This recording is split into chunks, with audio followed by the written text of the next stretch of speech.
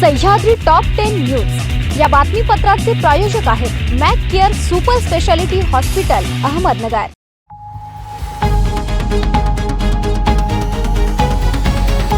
नमस्कार, मी साक्षी न्यूज 24 सह्याद्रीमध्ये तुमचे स्वागत। पाहूया अहिलानगर जिल्ह्यातील महत्त्वपूर्ण बातम्यांचा आढावा सह्याद्री टॉप 10 मध्ये। शासकीय कोट्यातील 10% सदनिका गैरव्यवहाराप्रकरणी राज्याचे क्रीडा मंत्री माणिकराव कोकाटे यांना जिल्हा सत्र न्यायालयाने दिलेला दणका आणि चंद्रपूरमधील शेतकरी छळाची घटना यावर राज्याचे महसूल मंत्री चंद्रशेखर बावनकुळे यांनी बुधवारी आपली भूमिका स्पष्ट केली आहे। न्यायालयाने दिलेला निकाल मान्य करावाच लागतो, न्यायालयीन लढाई सुरूच असते अशी प्रतिक्रिया त्यांनी यावेळी दिली आहे। 5 लाख रुपये व्याजाने घेतल्यानंतर तब्बल 7 लाख रुपये मुद्दल व व्याजाची रक्कम परत देऊनही पुन्हा 5,40,000 रुपयांची मागणी करत आर्थिक पिळवणूक केल्याप्रकरणी बेलापूर बुद्रुक येथे खासगी सावकार सुनील मुथा व त्याच्या मुलाविरुद्ध श्रीरामपूर शहर पोलीस ठाण्यात बेकायदेशीर सावकारीचा गुन्हा दाखल करण्यात आला। विशेष म्हणजे मुथा यांच्यावर यापूर्वीही सावकारीचा एक गुन्हा दाखल आहे। ग्रोमोर कंपनीच्या फसवणूक प्रकरणी शिर्डी पोलीस ठाण्यात दाखल गुन्ह्यातील दोघा संशयित आरोपींचे अटकपूर्व जामीन अर्ज उच्च न्यायालयाच्या औरंगाबाद खंडपीठाचे न्यायमूर्ती M.K. पठाण यांनी नामंजूर केल्यात। राजाराम भटू सावळे, सुबोध सुखदेव सावळे अशी जामीन अर्ज नामंजूर केलेल्या संशयितांची नावे आहेत। दरम्यान राहता येथील सत्र न्यायालयाने देखील या दोघांचे अटकपूर्व जामीन अर्ज नामंजूर केले होते। संगमनेर तालुक्यातील धांदरफळ खुर्द गोडसेवाडी मिर्झापूर शिवारात धुमाकूळ घालणारी मादी आणि नर 2 बिबटे एकाच पिंजऱ्यात जेरबंद झाल्यात। मात्र या परिसरात अजून एक बिबट्या असून त्याचाही तातडीने बंदोबस्त करावा अशी मागणी नागरिकांनी केली आहे। जवळे कडलग येथील सिद्धेश कडलग या 4 वर्षाच्या बालकाचा बिबट्याच्या हल्ल्यात मृत्यू झाल्यानंतर तालुक्यात असंतोष पसरला। परिणामी तालुक्यात ठिकठिकाणी पिंजरे लावून बिबटे पकडले जात आहेत। धांदरफळ खुर्द गोडसेवाडी आणि मिर्झापूर परिसरातही बिबट्यांचा वावर असल्याने पिंजरे लावले आहेत। मिर्झापूर परिसरातील 3 ते 4 बिबटे धुमाकूळ घालत आहेत। तेथे पंढरीनाथ संपत वलवे यांच्या शेतात लावलेल्या पिंजऱ्यात बुधवारी सकाळी नर व मादी बिबट्याची जोडी अडकल्याचं निदर्शनास आलं। या बिबट्यांना वन विभागाच्या कर्मचाऱ्यांनी सुरक्षितपणे संगमनेर खुर्द येथील नर्सरीत हलवलंय। या परिसरात अजूनही 8 ते 10 बिबटे असण्याची शक्यता असून त्यांचाही बंदोबस्त करावा अशी जोरदार मागणी नागरिकांकडून होत आहे। दरम्यान तालुक्यातील बिबट प्रवण क्षेत्रात सुमारे 30 ते 35 कर्मचारी व अधिकारी ड्रोनच्या साहाय्याने बिबट्याचा शोध घेत आहेत। इंस्टाग्राम वरील मुलीच्या मैत्रीतून झालेल्या वादात बुधवारी एका 17 वर्षीय मुलावर तिघांनी चाकू हल्ला केला। त्यात तो गंभीर जखमी झाला। त्याला उपचारासाठी नाशिक येथील खासगी रुग्णालयात दाखल केला। सायंकाळी 5च्या सुमारास शहरातील अग्निशामक केंद्राजवळ हा प्रकार घडला। या हल्ल्यातील 2 आरोपींची ओळख पटल्याचं पोलिसांनी सांगितलं। सह्याद्री टॉप 10 मध्ये छोटीशी विश्रांती। कॉंग्रॅच्युलेशन्स वहिनी, बाळ झाल्याबद्दल। पण मी ऐकलंय डिलिव्हरी फार क्रिटिकल होती। आता ठीक आहे ना सगळं? अगं होता थोडा प्रॉब्लेम, पण स्त्रियांच्या आरोग्याची संपूर्ण काळजी घेणारं मातृसेवा होतं ना साथीला। सगळं सुरळीत झालं। किशोर वयापासून ते रजोनिवृत्तीपर्यंत स्त्रीच्या आरोग्याची संपूर्ण काळजी घेणारं अहमदनगर मधील पहिलं स्त्री रुग्णालय Matruseva women's hospital obstetric ICU। किशोरवयीन आणि विवाहपूर्व समुपदेशन, गरोदर माता तपासणी आणि प्रसूती, पहिल्या सिझेरियन नंतर नॉर्मल डिलिव्हरीची सोय। मातृसेवा विमेन्स हॉस्पिटल, सक्कर चौक, नवीन टिळक रोड, अहमदनगर। फोन 9850200017। विश्रांतीनंतर तुमचं पुन्हा एकदा स्वागत। पाहूया पुढील बातम्या। बेलवंडी पोलीस ठाण्याच्या हद्दीतील माठ गावात नदी पात्रालगत सुरू असलेला हातभट्टी दारू बनविणाऱ्या हातभट्टींवर पोलिसांनी छापा टाकून कारवाई केली।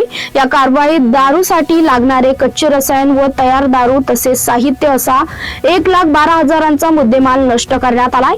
या कारवाईत दीपक भास्कर पवार, रामदास प्रकाश पवार, अंकुश तानाजी पवार व संतोष तानाजी पवार यांच्यावर गुन्हा दाखल करण्यात आला।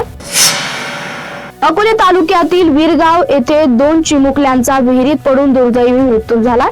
7 महिन्यांपूर्वी वडिलांचाही अपघाती मृत्यू झाला। आता 2 मुलांच्या मृत्यूने हा घातपात असल्याचा संशय नातेवाईकांनी व्यक्त केला। अकोले तालुक्यातील दिगंबर येथील काही दिवसांपूर्वी एका वाहनाच्या धडकेत पोपट मेंगाळ यांचा मृत्यू झाला होता. त्यामुळे त्यांची पत्नी माहेरी वीर गावात राहायला गेली. रविवारी सायंकाळी घरापासून 50 मीटर अंतरावर असलेल्या विहिरीत श्रेया मेंगाळ व पियुष मेंगाळ असे दोघे विहिरीत पडल्याचं कळलं. परिसरातील नागरिक येईपर्यंत काही काळ लोटला. रात्री उशिरा श्रेयाचा मृतदेह मिळाला तर सकाळी पियुषचा मृतदेह सापडला. कोथरूड येथील ग्रामीण रुग्णालयात उत्तरीय तपासणी करण्यात आली. पोलीस निरीक्षक मोहन बोरसे यांच्या मार्गदर्शनाखाली पोलीस उपनिरीक्षक विनोद खांडबहाले घटनेचा तपास करत आहेत. संगमनेर तालुक्यातून जाणाऱ्या पुणे नाशिक राष्ट्रीय महामार्गावरील माहुली घाटात बुधवारी पहाटे भीषण अपघात झाला. चालकाचे कारवरील नियंत्रण सुटल्याने कार थेट 100 ते 150 फूट खोल दरीत कोसळली. या अपघातात कार चालकाचा जागीच मृत्यू झाला. कारचा चक्काचूर झाला. अक्षय कुमार सहादू वाढवणे कारमधून पुणे नाशिक महामार्गावरील पुण्याच्या दिशेने प्रवास करत होते. बुधवारी पहाटे माहुली घाटात आल्यानंतर अचानक कारवरील नियंत्रण सुटल्याने त्यांची कार थेट खोल दरीत कोसळली. हा अपघात इतका भीषण होता की अक्षय कुमार वाढवणे यांचा जागीच मृत्यू झाला. शेवगाव शहरातील संताजी जगनाडे महाराजांची 337वी पुण्यतिथी भक्तिमय वातावरणात मोठ्या उत्साहात साजरी करण्यात आली. या निमित्ताने शेवगाव मधील भव्य वारकरी दिंडी मिरवणूक काढण्यात आली. पुण्यतिथीच्या पार्श्वभूमीवर जगनाडे महाराज मंदिरात गेल्या 7 दिवसांपासून स्थानिक महिला मंडळांच्या वतीने तुकाराम महाराज गाथा आणि ज्ञानेश्वरी पारायणाचं आयोजन करण्यात आलं होतं. काल बुधवारी सकाळी पारायणाची सांगता झाल्यानंतर मंदिरापासून दिंडी मिरवणुकीस प्रारंभ झाला. ही दिंडी छत्रपती शिवाजी महाराज चौक मार्गे शहरातील विविध भागांतून फिरून पुन्हा मंदिरात पोहोचली. या दिंडी सोहळ्यात शेवगावच्या विश्व माऊली आध्यात्मिक गुरुकुलचे प्रमुख संदीपान महाराज म्हस्के यांच्या मार्गदर्शनाखाली वारकरी शिक्षण संस्थेतील विद्यार्थी सहभागी झाले होते. टाळ मृदुंगाच्या गजरात आणि पुंडलिक वरदा हरिविठ्ठलच्या जयघोषाने संपूर्ण परिसर दुमदुमून गेला. मिरवणुकीत महिलांची संख्या लक्षणीय होती. महिलांनी फुगड्या खेळत गळ्यात भगव्या पताका परिधान करून भक्तिभाव व्यक्त केला. असंख्य भाविक माता भगिनी आणि वारकरी मोठ्या संख्येने या दिंडीत सहभागी झाले होते. या मिरवणुकीमुळे शेवगाव शहरात आध्यात्मिक वातावरण निर्माण झालं. संताजी जगनाडे महाराजांचे विचार आणि वारकरी संप्रदायाची परंपरा जपण्याचा संदेश या पुण्यतिथी सोहळ्यातून देण्यात आला. भक्तांच्या उत्स्फूर्त सहभागामुळे हा पुण्यतिथी सोहळा अत्यंत भक्तिभावाने आणि उत्साहात पार पडला. कोपरगाव शहरातील अतिक्रमणातील घरांना नियमित करण्याबाबत मोठी घोषणा महसूल मंत्री चंद्रशेखर बावनकुळे यांनी केली आहे. पालिका निवडणुकीच्या निकालानंतर मी स्वतः कोपरगावला येऊन 5,500 घरांना 7/12 वाटप करून देईल आणि त्यासाठी कोणताही खर्च लागणार नाही अशी ग्वाही बावनकुळे यांनी दिली आहे. कोपरगाव येथील भाजप व मित्रपक्ष आघाडीच्या नगरसेवक उमेदवारांच्या प्रचारार्थ आयोजित सभेत ते बोलत होते. सह्याद्री टॉप 10 मध्ये तेच सांगतोय. तुम्ही पाहता news 24 Sahyadri. Sahyadri top 10 news या बातमीपत्राचे प्रायोजक होते Mac care super speciality hospital Ahmednagar. शब्दांचं सामर्थ्य, विश्वसनीयतेची उंची. न्यूज 24 सह्याद्री.